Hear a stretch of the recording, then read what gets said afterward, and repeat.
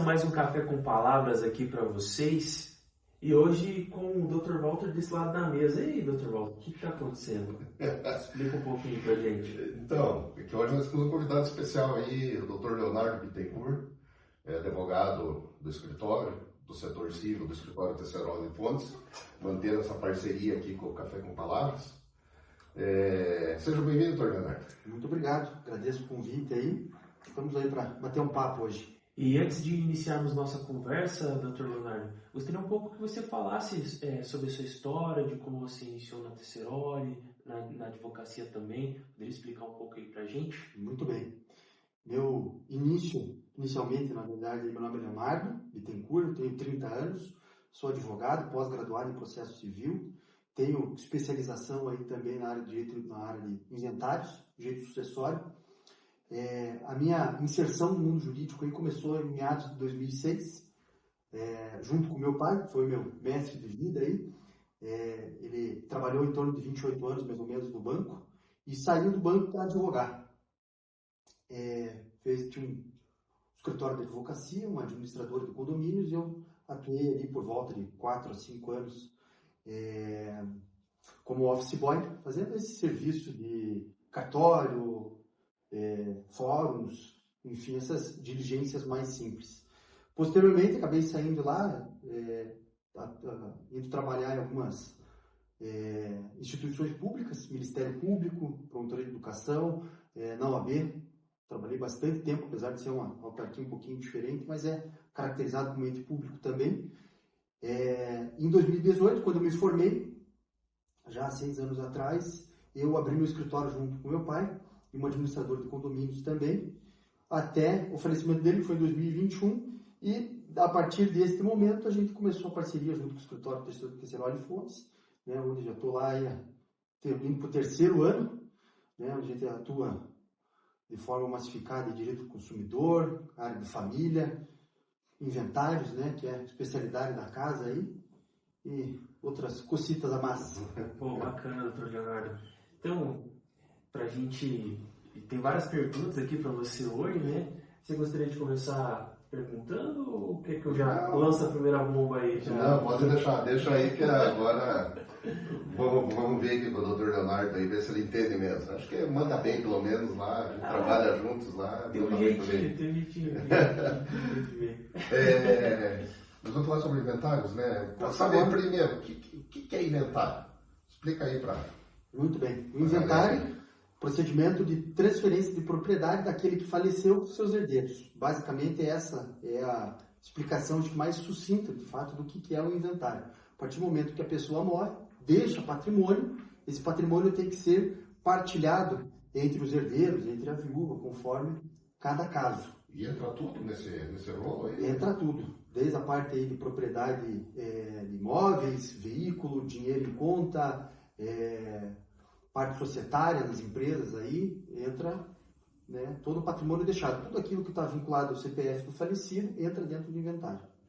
E da mesma maneira que se transfere os direitos, os bens, os valores, as dívidas também são transferidas? Também fica para quem ficou aí? Sim, fica, né? Faz essa transferência, mas incumbe isso ao credor, aquele que está cobrando fazer justamente essa modificação, é o que a gente chama aí, juridicamente de alteração de polo, né? Fazer a regularização desse polo. Então, sim, a dívida transfere também para os herdeiros.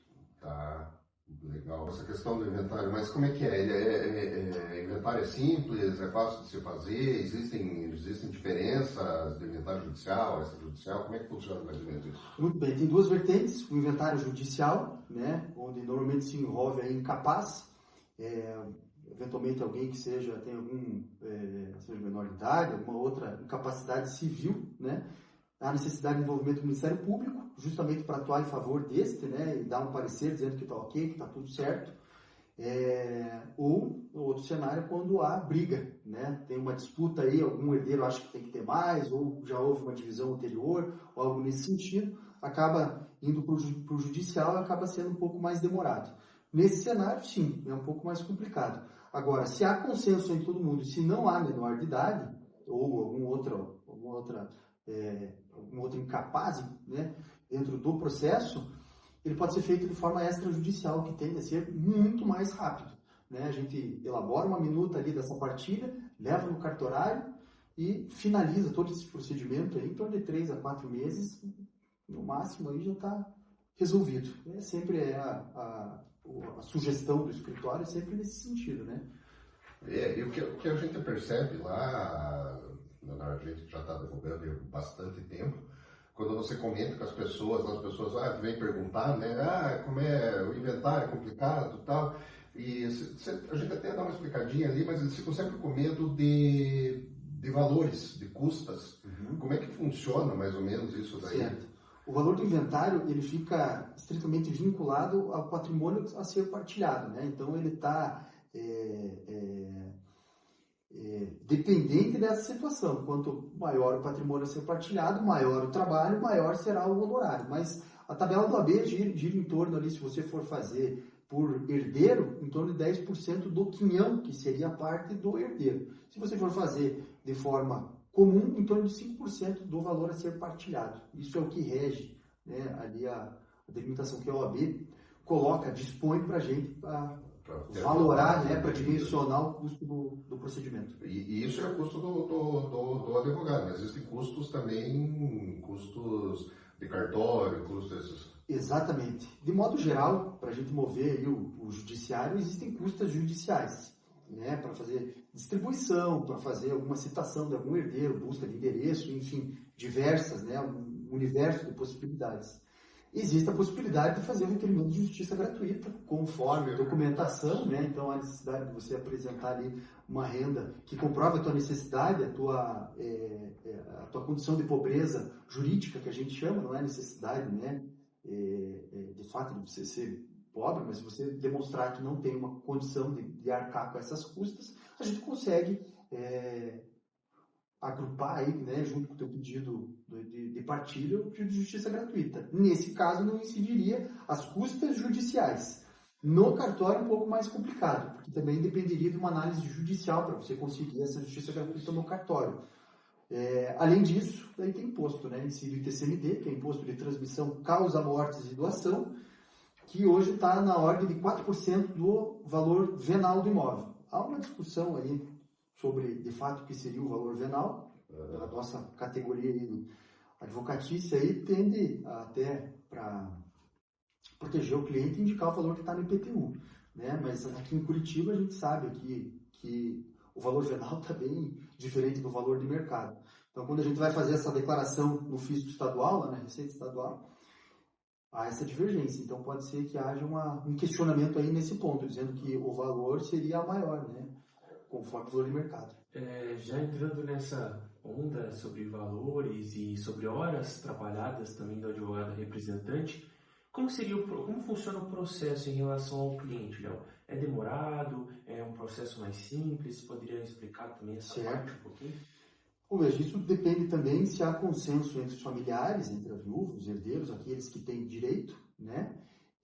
O que tende a ser um pouco mais rápido, a gente recepciona isso aí, faz, né, um estudo do caso, elabora eventualmente uma árvore genealógica para entender, às vezes tem algum inventário que ficou para trás, de avô, de bisavô, né? Então a necessidade de fazer todo esse organograma e delimitar o caminho a ser seguido aí.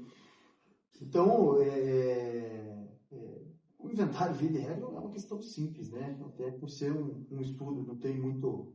O que eu percebi das vezes que eu tentei fazer inventário, né? Porque não é minha praia, isso daí, essa é coisa mais para quem entende mesmo, que nem o Dr. Leonardo aí, a dificuldade é muito a documentação, né? Você juntar a documentação, tá tudo certinho para fazer o inventário, né? Uhum.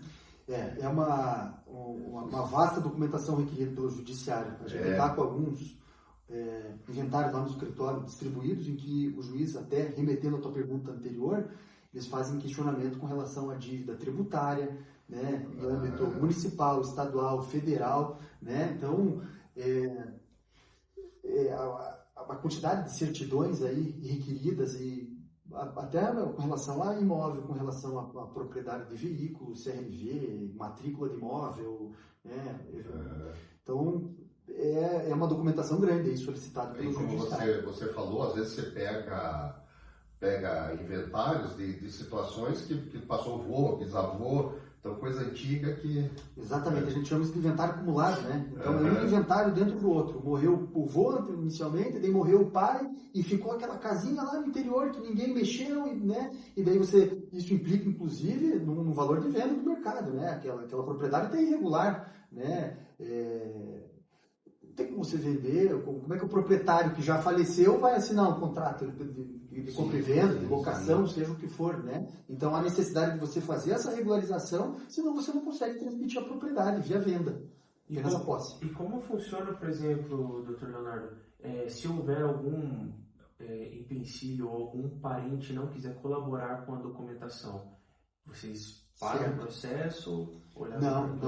Então veja, é muito comum, na verdade, ter algum herdeiro que não está interessado, ou às vezes ele está em posse da propriedade ali, né, por mais que tenha outros herdeiros também bons, né, criando empecilho. Às vezes querem fazer a venda, querem fazer alguma outra situação e tem aquele herdeiro lá no meio. O Código Civil já estabelece uma forma de divisão, né? Os herdeiros necessários, que seriam inicialmente os descendentes, que são os filhos, na falta destes, os ascendentes, que são os pais. E daí depois há toda a bifurcação, indo para avô, para tio, enfim, para outras situações. Estes herdeiros necessários são aqueles que fazem de fato parte do inventário, daquela maneira, daquela situação inicial ali, né? E se um desses não tem interesse, o processo vai seguindo conforme estabelece o Código Civil, né? Conforme eventualmente tem uma viúva ali num regime de casamento de comunhão parcial, ela tem direito a metade daquilo que foi adquirido. Cada caso é um caso, mas indiferente se há colaboração dos herdeiros ou não, o processo toca. Perfeito, vai em frente. E uma dúvida também que eu percebo assim do pessoal é a questão quando tem bem, se é obrigatório a venda, essa questão da venda vinculada, não? Muito comum isso, o pessoal às vezes até cria um bloqueio, né, para não fazer inventário, justamente por esse medo de falar assim, estou morando na casa aqui, o meu irmão quer fazer inventário, deve querer vender e eu não quero vender agora, e começa a criar esses empecilhos para você regularizar o imóvel. E não, o inventário nada mais é do que a transmissão de propriedade, não está vinculado à venda. Né? O que a gente faz no inventário? Transmite a propriedade do falecido para os herdeiros. Ponto. Vai ser um formal de partilha, onde a gente vai no registro de imóveis, nós vamos no Detran depois fazer a averbação, dizer para esse ente público, dizendo assim, este imóvel foi partilhado em tantas pessoas, esse carro aqui agora são de tantas pessoas, ou foi feita uma combinação e esse apartamento ficou para uma pessoa, o carro ficou para outra. Posteriormente, se houver um interesse da venda, aí sim, pode ser feita a venda, mas o inventário não está vinculado à venda de forma alguma, né? E existem algumas outras maneiras, algumas outras possibilidades de se prevenir para não chegar lá quando a pessoa falta, ter que fazer o inventário. Eu sei que existe, por exemplo, o testamento, existe alguma outra situação também? É muito comum o pessoal fazer doação com usufruto, né? Inicialmente tem um terreno lá, o dono já está ficando velhinho, a dona ali, um casal, alguma coisa nesse sentido, tem os filhos. E para evitar esse procedimento de inventário, alguma coisa nesse sentido, você transmite a propriedade via um termo de doação, né, para os herdeiros, ou para quem quer que seja, ali, se não tiver herdeiro, para um terceiro, alguma outra pessoa, e você faz uma indicação de usufruto, que também não é obrigatório, mas dizendo que, nesse caso, os velhinhos vão ser usufrutuários ali daquele terreno, alguma coisa nesse sentido, ou seja, eles detêm o domínio sobre aquele terreno, mas de fato no documento o proprietário já são os filhos. E ela tem uma cláusula automática de resolução, né? Morreu, você só precisa levar a certidão de óbito no registro de imóveis, dizendo, olha, a pessoa que morreu, se encerra o usufruto e aquela doação se efetiva, né? A propriedade já está constatada anteriormente, se é efetiva nessa questão do usufruto. A questão é que incide imposto, né? Vai incidir o ITCMD da mesma forma, causa mortes e doação. Mas sim, tem algumas ferramentas aí de você fazer nesse sentido aí. Tá. Na verdade, eu estava pensando até em outra questão aqui, que eu estou vendo o pessoal fazendo muito, a questão da holding. Exatamente, a holding é uma área, de certa forma, nova aí, né? Um estudo novo aí no mundo judiciário, onde você faz um CNPJ, cria-se um CNPJ para fazer a administração de todo o patrimônio, né, da família ou alguma coisa nesse sentido. Quando a pessoa venha a falecer, o que ocorre daí seria uma transferência apenas do CNPJ, não da propriedade em si, porque o CNPJ se mantém, né? Então, se seria uma facilidade maior. Mas esse é um tema aí um pouco mais amplo. Eu acho interessante a gente marcar mais um café aí e debater mais um pouco sobre a holding aí familiar. Legal, legal. É isso aí, doutor Leonardo. Acho que esclareceu bem, né, Vinícius? Pô, show de bola. Aula? Excelente. Aula? Bacana. Obrigado. Eu que agradeço. As portas do Café com Palavras estão sempre abertas aqui. Muito obrigado. A nossa parceria com a Tesserona de Fontes continua. A Sim, ideia é trazer outros advogados lá também, vem conversar, né? Sim, a ideia é manter a constância de convidados, né? Hoje, só para a galera saber, o Dr. Leonardo foi o nosso primeiro convidado, né? Isso. Estreando O aí. Dr. Walter estreando aí no Café com Palavras. E obrigado pela participação. Imagina, eu que agradeço.